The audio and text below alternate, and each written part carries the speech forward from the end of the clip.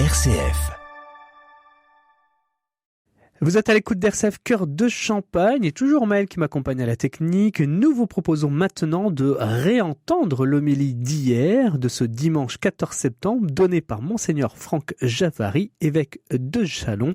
Et chaque semaine, il nous aide à accueillir l'Évangile et à éclairer à la lumière de notre vie quotidienne.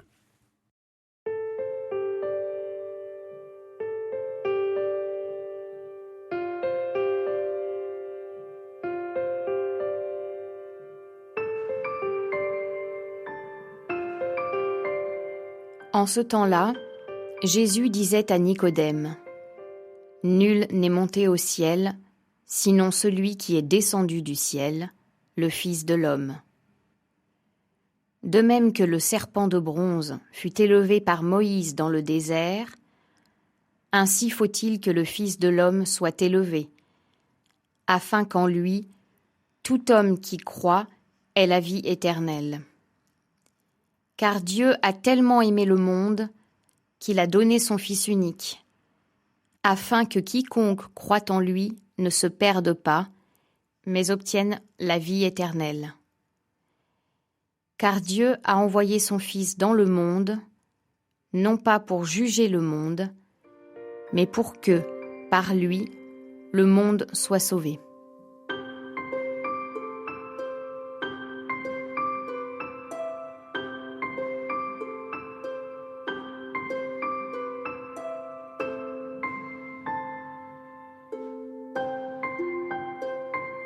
Croix glorieuse, c'est le nom de la fête que nous célébrons ce dimanche. On pourrait se dire, mais c'est quand même bizarre, c'est curieux comme expression, parce qu'évidemment nous nous rappelons que la croix est un instrument de torture, de supplice, on y meurt. Et glorieux, ça veut dire quelque chose de beau, quelque chose de lumineux. Alors dire croix glorieuse, c'est un peu comme si aujourd'hui je disais guillotine lumineuse. Il est bizarre le prêtre. Ou si je disais pendaison magnifique, ou chaise électrique fantastique. Croix glorieuse. Mais elle est glorieuse parce que elle va vaincre la mort, elle va nous mener vers le ciel. Alors je voudrais commencer par une comparaison un peu curieuse. Je vais comparer cette croix glorieuse à un ascenseur vers le ciel. Pourquoi ? Eh bien, parce qu'un ascenseur, ça mène de bas en haut. Et puis, il faut pouvoir y accéder. Cette croix, elle nous mène d'en bas, ici, la terre où nous sommes, vers le ciel. Et les deux branches, c'est un peu comme deux passerelles qui nous permettent à nous, par la foi, d'entrer dans cet ascenseur et d'être menés vers le ciel. Dans les textes bibliques qui sont notre parole de Dieu aujourd'hui, avez-vous remarqué qu'il est beaucoup question de monter et de descendre. Le Fils de Dieu est descendu du ciel, mais Dieu l'a exalté, l'a fait monter par la résurrection. Et puis au temps de Moïse, on est invité à lever les yeux sur un drôle de serpent en bronze qui est monté sur un mât, c'est-à-dire élevé. Et Jésus même nous a dit, en parlant de lui, « Nul n'est monté au ciel, sinon celui, c'est-à-dire moi-même Jésus, qui est descendu. » Et il dit aussi que le Fils de l'homme doit être élevé sur la croix. Que s'est-il passé ? Il s'est passé que la croix, signe de mort, est devenue, avec Jésus, un autre signe. Un signe vraiment glorieux. Quel signe ?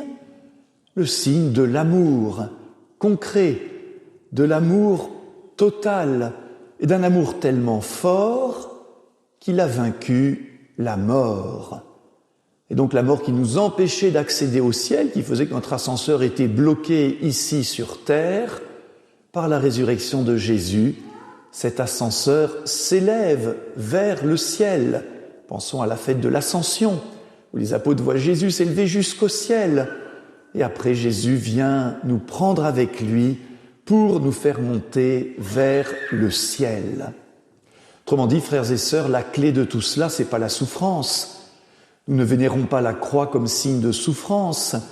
Nous adorons la croix de Jésus comme signe, comme preuve de l'amour total, pas seulement de Jésus, de l'amour total de Dieu le Père et de son Fils Jésus. Car au fond, le moteur de cet ascenseur, c'est l'amour. L'amour dont Dieu le Père aime son Fils éternellement, et son Fils en retour aime le Père. Et puis l'amour de Dieu pour le monde.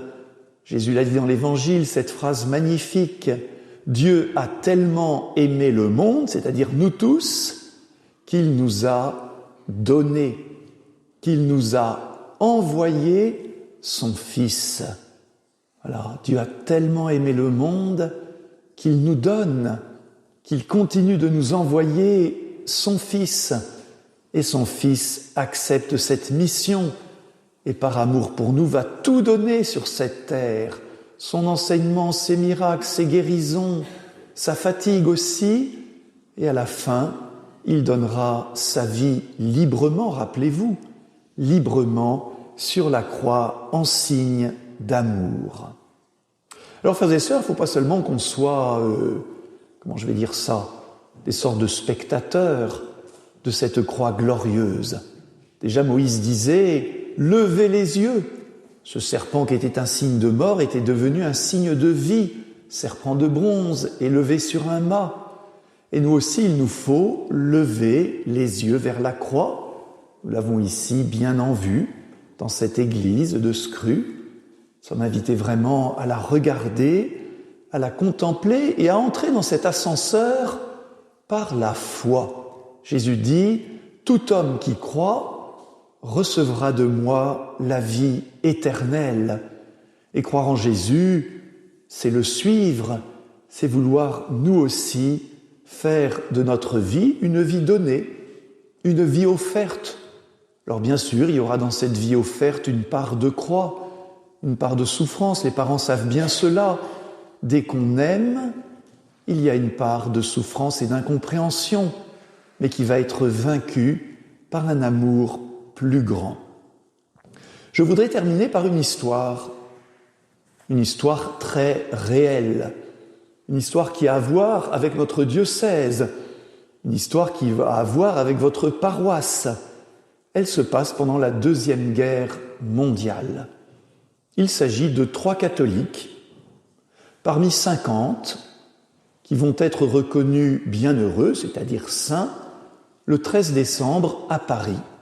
50 jeunes, des prêtres, des religieux, des séminaristes et beaucoup de laïcs qui ont décidé, au temps de l'Allemagne nazie, on raflait en France des jeunes pour les envoyer à ce qu'on appelait le STO, service du travail obligatoire, ils ont décidé de partir librement pour être auprès de leurs camarades et témoigner de la foi au Christ de manière clandestine, parce que c'était interdit en Allemagne nazie même de se réunir entre catholiques français.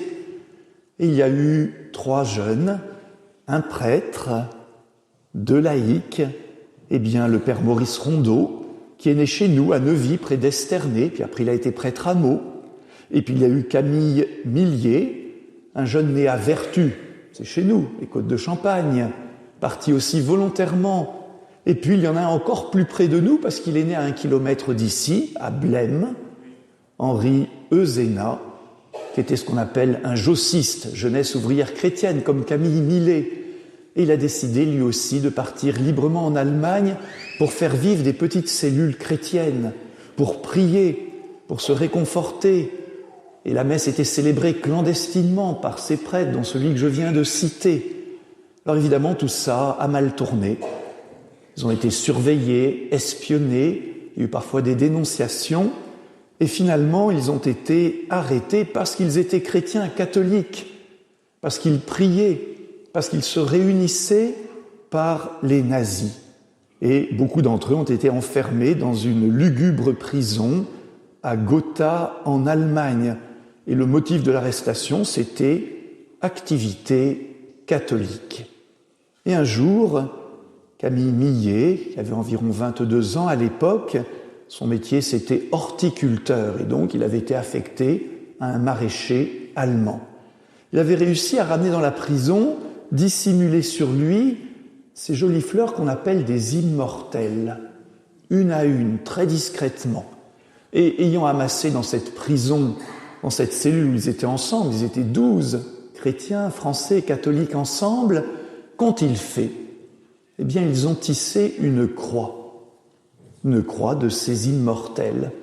Et cette croix, qui était strictement interdite dans cette prison, eh bien, ils l'ont mise en évidence sur les murs de leur cellule, et que chaque jour, ils priaient devant cette croix faite de fleurs immortelles.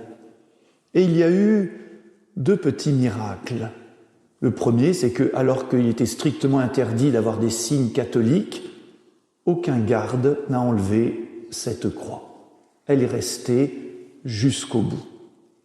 Le deuxième miracle, ça a été aussi qu'après qu'ils aient été finalement dispersés, la plupart sont morts en camp de concentration, ou bien de maladie ou d'épuisement, eh bien cette croix a pu être conservée et rapportée en France, où elle est maintenant une précieuse relique de cet amour donné pour tous. Alors, vous voyez, frères et sœurs, dans cette prison inhumaine, où la terreur nazie voulait supprimer toute forme d'humanité, d'entraide, voulait supprimer aussi le nom de Dieu, eh bien des jeunes chrétiens catholiques courageux ont introduit cette croix de fleurs. Et c'est ça la croix glorieuse. C'est pas forcément quelque chose de spectaculaire, c'est parfois caché, mais c'était le signe au cœur de cet enfer qu'était le terrorisme nazi et toutes les persécutions et toutes ces morts, le signe de Jésus. Jésus vivant, Jésus présent, Jésus qui continue de donner sa vie. Et je termine par une citation d'un des rares survivants de ce groupe de chrétiens qui dit, devant cette croix fixée au mur de notre cellule, qu'aucun garde, qu'aucun nazi n'osa toucher, que de pensées, que de regards, que de prières montèrent chaque jour vers cette croix lumineuse et glorieuse. Amen.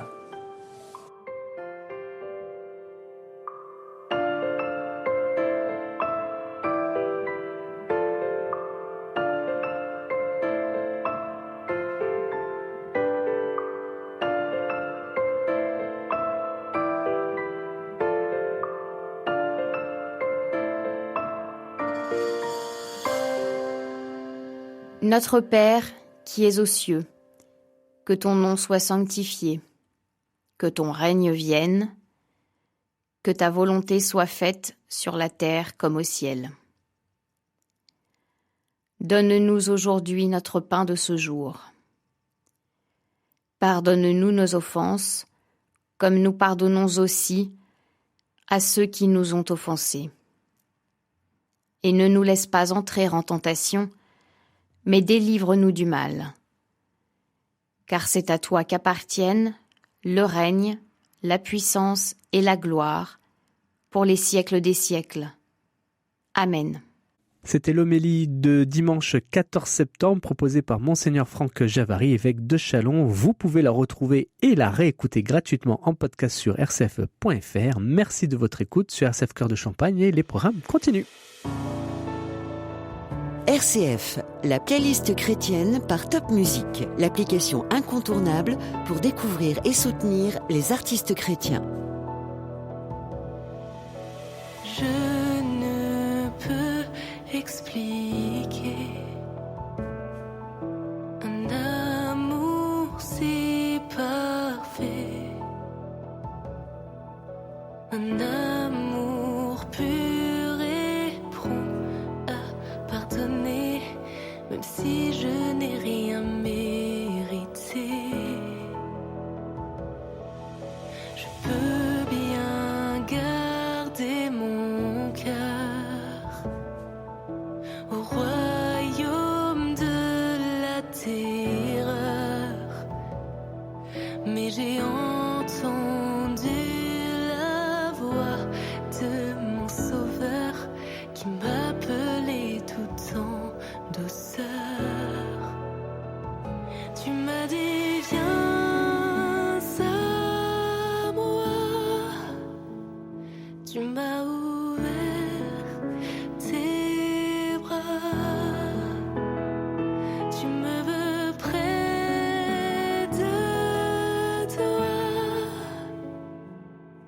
Je ne suis rien mais tu m'as montré ta face. C'est ton cœur et c'est le scandale de la grâce. Je ne peux qu'accepter, le croire et m'humilier, le cœur humide et l'âme bouleversée, ma bouche se met à prier. Tu m'as dit viens à moi, tu m'as ouvert tes bras, tu me veux près de toi. Je ne suis rien mais tu m'as montré ta face. C'est ton cœur et c'est le scandale de la grâce.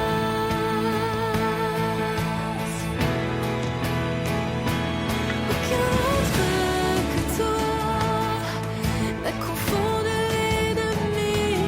Aucun autre que toi n'a payé pour ma vie.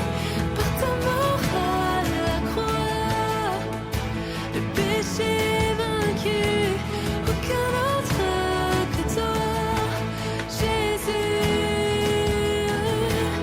Aucun autre que toi n'a confondu l'ennemi. Aucun autre que toi n'a payé pour ma vie. Par ta mort à la croix, le péché vaincu. Aucun autre que toi, Jésus. Tu m'as dit viens à moi, tu m'as ouvert tes bras,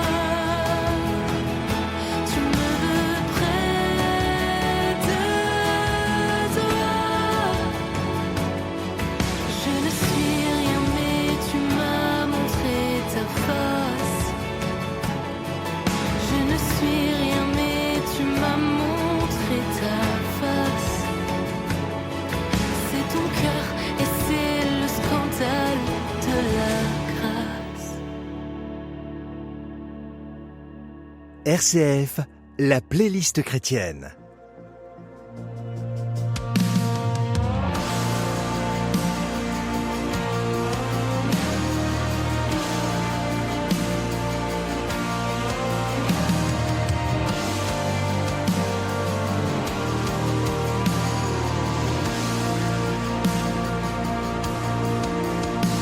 Who forgives our sin and heals our disease, who is crowned with love, those he's redeemed. Our Father in heaven, he gives us nothing but good things. He forgets our past and welcomes us home, traded filthy rags for a ring and a robe. Our Father in heaven, he gives us nothing but good things. Come on, sing with me. Let everything that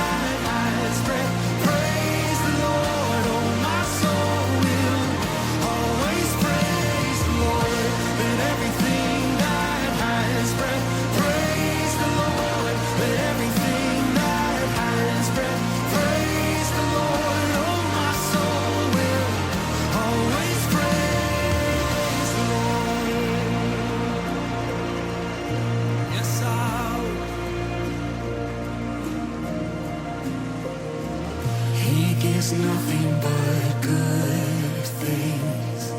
He wants nothing but good for me. It's who he is, who he'll always be. I know he gives nothing but good things. He gives nothing but good things. He wants nothing but good for me. It's who he is, who he'll always be. He gives nothing but good. Come on, every voice, sing it again. He gives nothing but good things. He wants nothing but good for me. I know.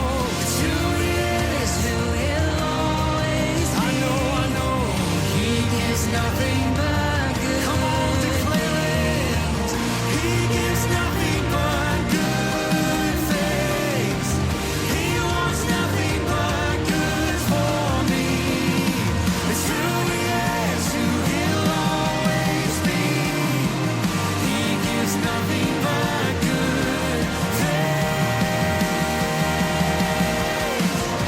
Let everything that has breath praise the Lord. Let everything that has breath praise the Lord. Oh, my soul will always praise the Lord. Let everything that has breath praise the Lord. Let everything that has breath praise the Lord. Oh, my soul will always praise. Oh, my soul will always praise the Lord. Yes, it will.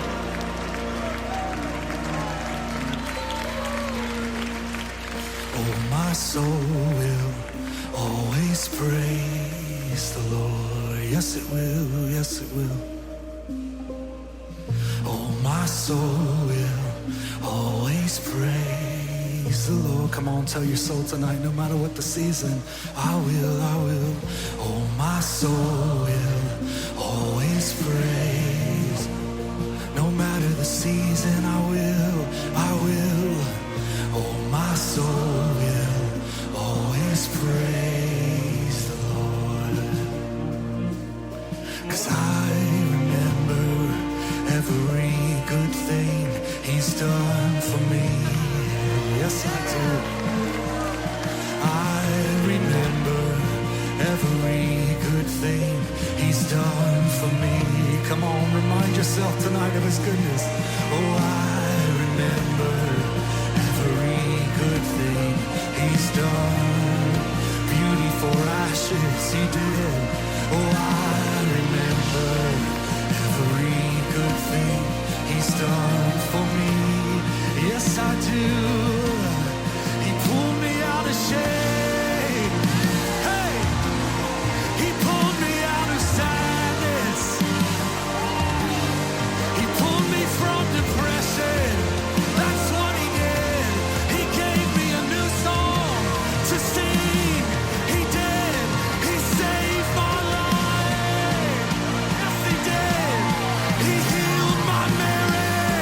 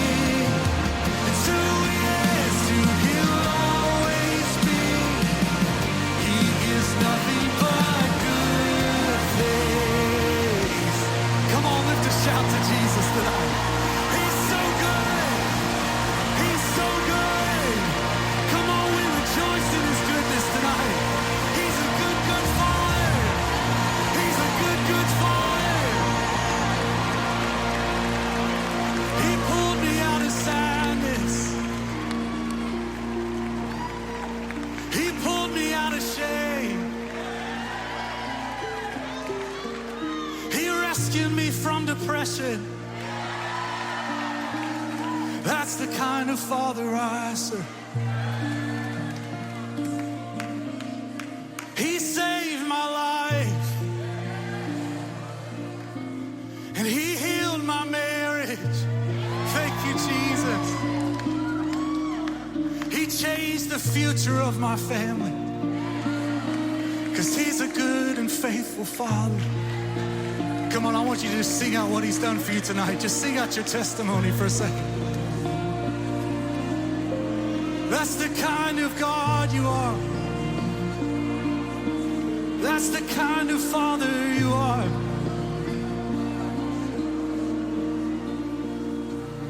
Come on, if you're feeling sadness tonight, or shame, or depression, raise your hands.